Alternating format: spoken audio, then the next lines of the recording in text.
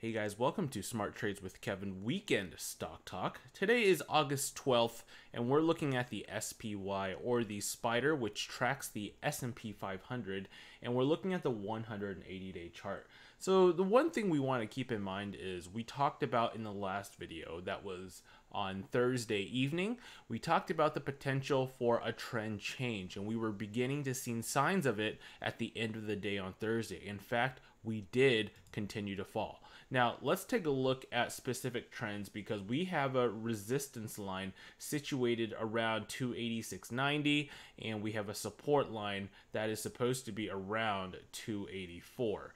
So the one thing that was interesting was that first, the markets didn't reach the resistance area. That is actually quite surprising, but regardless, you guys should notice that we are still in a bull market, so we have several support areas in which we could fall to, in which we would possibly find support.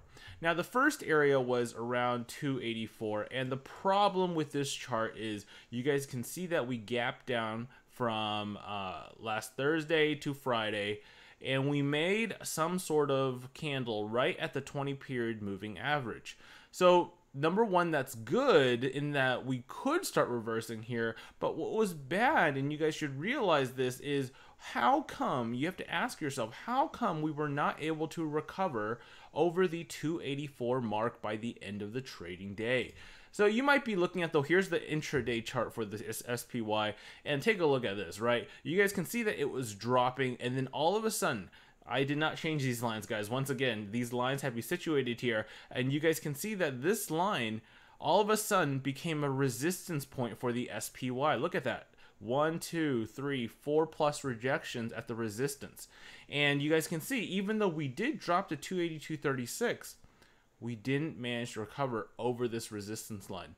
So you guys can see that we're still hovering near the resistance area. We know that markets are attracted to previous, resistance areas or support areas, and you guys can see this is happening now. So what do we expect for the near future?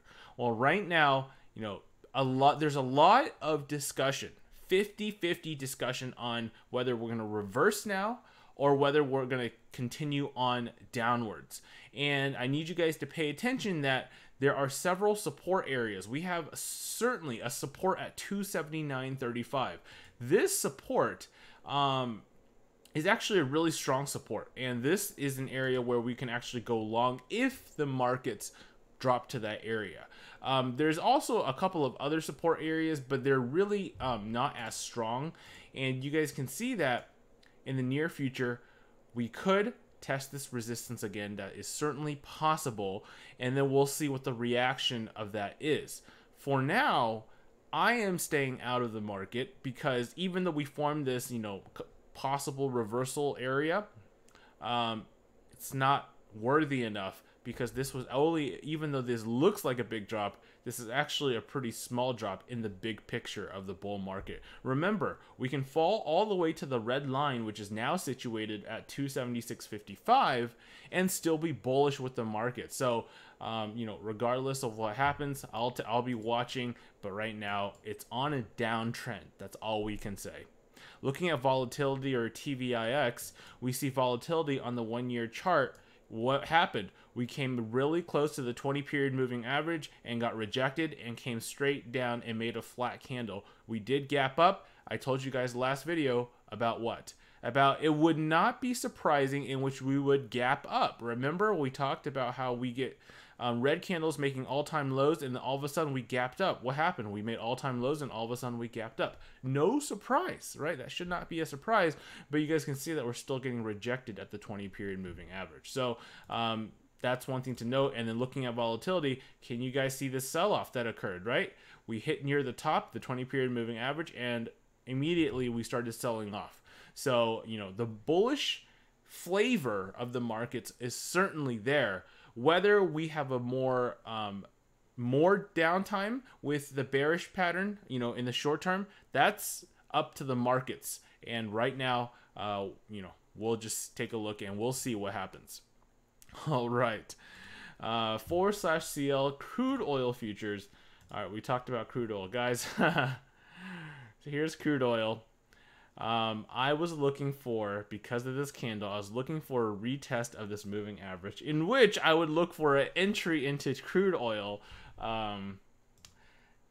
at that point. We talked about it in previous videos, right, guys?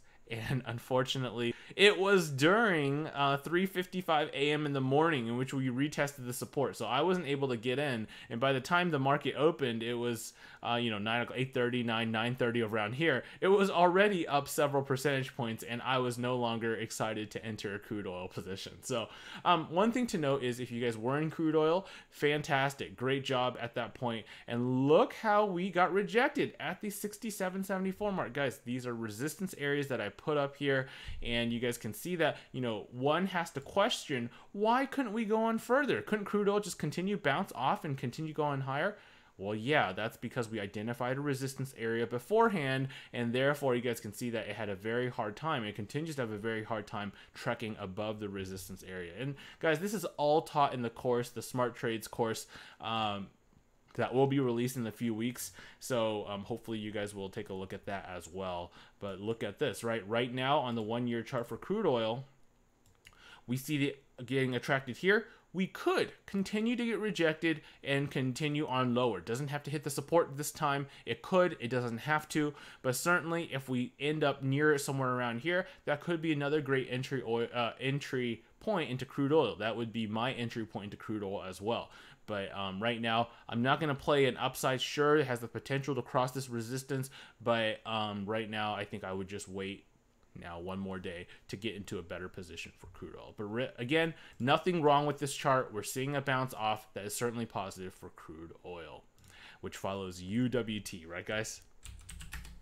/NG natural gas futures. Natural gas really hasn't done that much. The one thing you guys have to realize is natural gas has actually gone up significantly. We formed a top and now we're edging on downward. So we talked about how the potential to start releasing some shares from UGAZ, which is the ticker for natural gas. So you guys can see that natural gas did form a red candle, actually down over 0.5%, but UGAZ only went down 0.5%. So that actually wasn't that much, but you guys can see that UGAZ has the potential to perhaps go sideways, perhaps go down a little bit, and then go back up and retest the resistance at 2.99. So, this is just something to watch. Is there anything wrong with the natural gas chart? We talked about how natural gas can end up in this green candle here and still be positive. So that stands for the near future in the last video. And, all these trends pretty much have not changed, with the exception of the markets, which we talked about in terms of a trend change. Here we go. Gold, once again, not doing much. This is a yearly chart of gold. Can you guys see this? Horizontal. There's nothing that is tradable with this chart. And therefore, gold, we see JNUG really struggling. Look at this. JNUG continues to fall. It's at $11 now. And just, guys, there's really no end in sight for gold falling. So just keep that in mind. Now, we're going to get to your tickers. But before we get to your tickers, please hit that like button if you do like this video. And, I'll talk more about the course in the future as well. So be on the lookout for that. And let's keep on going. Let's get to your tickers. And let's see, K9, you're up first. Do you have a favorite marijuana stock long term? So right now, I'm not playing those kind of stocks. I think there was another comment such as, let's just take a look at, we looked at CRON in the past. Remember how we talked about CRON? There's a lot of discussions about these stocks, and really, to be honest, the more discussion about those stocks, the less I'm interested in. And, it's just, there's too much hype about it. Sure, it might be legalized in whatever area, perhaps in Canada, perhaps in other areas, but can you imagine that, what if, the news already factored in? What if, the interest is already there and, the up move is already finished? Maybe it'll go higher, maybe it'll go lower. But, this is similar to something like Bitcoin, where there's a lot of discussion. And, Bitcoin, remember Bitcoin, guys? Here's Bitcoin. Can you guys see on the yearly chart how Bitcoin, here's the initial hype on Bitcoin, right? Here we go. All of a sudden hit 20,500 upon entry into the stock market. future stocks, and then all of a sudden, look what happened. We're now declining, and Bitcoin's value is only 6,473 or 6,195. So that goes to show that, you know, I really do not like to depend on specific news items as part of my trades. All right, so Dawei, let's take a look at ATHM. Thank you for your submission on Facebook. All right, so Dawei, this stock looks very interesting. I would argue that this stock is looking very uninteresting right now, just because it's been falling and continuously falling. Here's earnings, and you know, we could have reversed, but we didn't. We actually sold off yet another 5.63%. This is a Chinese company. Looks not good at all. You guys can see on the 100, there's really nothing we can trade against, and therefore, you know, this is certainly not something I would go in right now, unless you're shorting the stock. If you've been shorting this stock and you saw this pattern, that is fantastic. For example, if you shorted the stock around these areas up here, great job. Continue to do so. All right, let's see. Are there any other Facebook tickers? Let's see. Yeah, okay. So let's take a look at your YouTube tickers. Amazon, Josh, sure thing. Amazon. Okay, so here's Amazon. Amazon's chart continues to look extremely solid for the most part.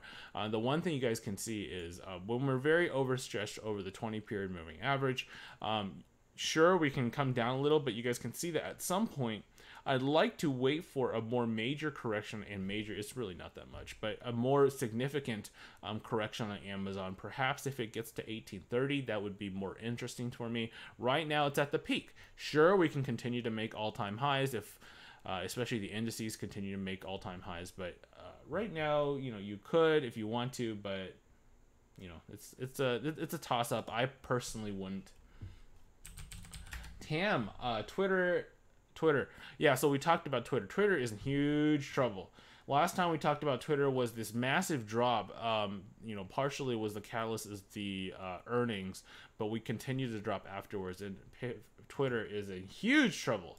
I just want to take you guys to this chart, and we formed a massive rejection of the monthly candle, and now I told you guys look for lower prices to come on Twitter. The first semi-support around 28.50. We have possible supports at 25.19. I wouldn't be surprised if it even drops to $20 or lower. So can't visit Twitter for long trades. All right, EJ can look at learning a lot. That's fantastic. WTW.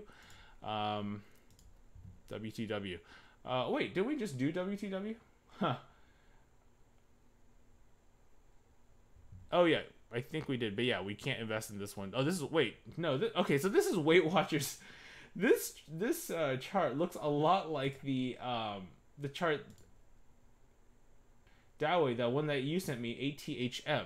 So you guys can see this one is in huge trouble as well. Right now, can't visit this one. This one just actively declining, and what goes down can do what, guys? You guys know. What goes down can always continue down further. I do not like the trajectory of this stock. Talk to me when this stock gets to around 16.91. Okay. All right, Shanky, thank you for your comment. Perfect analysis. Yeah, guys, so I just try to be as objective as possible. I think everyone has, you know, some sort of bias to their technical analysis, but that's just me. So okay, yeah, for Farzad, we talked about those marijuana stocks. We'll take a look at one of them. Whoop, my bad. Yeah, we talked about CRON, right? CRON. You guys can see that CRON continues to break down from its wedge pattern, and there's no end in sight for this one. So this one, you know, will continue to go down until we can see that trend reversal, which we don't see right now. Space Ghost, AMD. AMD, again, I like this chart for AMD. The one thing we talked about for this chart is, you know, right now it's going horizontally, and that's perfectly fine. I need more time with AMD. I need perhaps another week, another 2 weeks to see what happens with this one. Right now, it's too overstretched over the 20-period moving average. Can you guys see that? How we're still overstretched? And there's a resistance at 2030. We got really close to those resistance on this day, but we just need to wait. Luis, thank you so much for analyzing my requested stock. It meant so much and put a smile on my face, and my girlfriend laughed. Glad I can be an enjoyment to you and your girlfriend.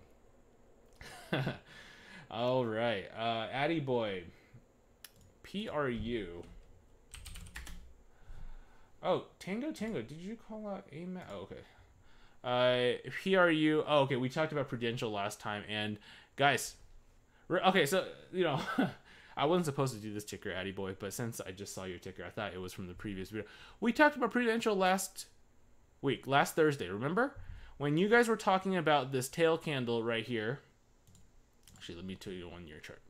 When you guys were talking about you're like, oh, Prudential, it looks, all of a sudden it's recovering. And I talked about how the financial sector was doing great, but then look at Prudential, rejected right off the 20-period moving average, and we went down 3% on Friday, which goes to show how technical analysis works most of the time. So, this is just one trend that that you guys talked about, and it's just Prudential doesn't look good at all. So look for lower prices for Prudential. In the meantime, guys, that's it for this video. Thank you for watching this stock talk, and I'll see you guys tomorrow around the evening hours for another stock talk. In the meantime, I'm curious to see what the futures will be doing. I think I see the bullish stance as well as the bearish stance right now. The markets are going down, and that's just how we have to take it one step at a time. So, guys, thank you very much for watching this video, and I'll see you guys tomorrow.